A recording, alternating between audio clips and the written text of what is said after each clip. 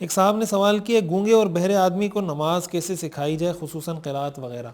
دیکھیں، گونگا آدمی اور بہرا آدمی چونکہ زبان اس کی وہ استعمال نہیں کر سکتا، وہ بول نہیں سکتا، قرات نہیں کر سکتا، تو اسلام کوئی ایسا مذہب نہیں ہے کہ ایک انسان کے بس میں ہی کوئی چیز نہیں اور آپ کو کہے کہ نہیں یہ کام آپ نے ہر حال میں کرنا ہے۔ قرآن کریم میں آتا ہے لا یکلف اللہ نفسا الا وسعها، اللہ تعالیٰ ہر انسان کو اسی چیز کا حکم دیتا ہے جو اس کی وسعت میں ہو، جو وہ کر سکتا ہو، جو اس کی طاقت کے اندر ہو، جو اس کی استطاعت کے اندر ہو۔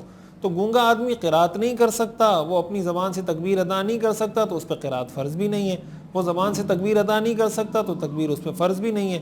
ہاں البتہ نماز اس پہ فرض ہے، اس لیے کہ وہ عاقل ہے، بالغ ہے، سمجھدار ہے، تو نماز اس پہ فرض ہوگی۔ نماز کا طریقہ اس کا یہی ہوگا کہ وہ ایسے ہی کھڑا ہو جائے جیسے عام لوگ کھڑے ہوتے ہیں، اسی طرح کانوں تک ہاتھ اٹھائے جس طرح عام لوگ اٹھاتے ہیں، اور پھر کھڑا رہے جتنی دیر عام لوگ کھڑے رہتے ہیں، اسی طرح رکوع کرے، اسی طرح سجدہ کرے۔ قرات اور یہ ساری چیزیں اس پہ فرض نہیں ہوگی نماز میں۔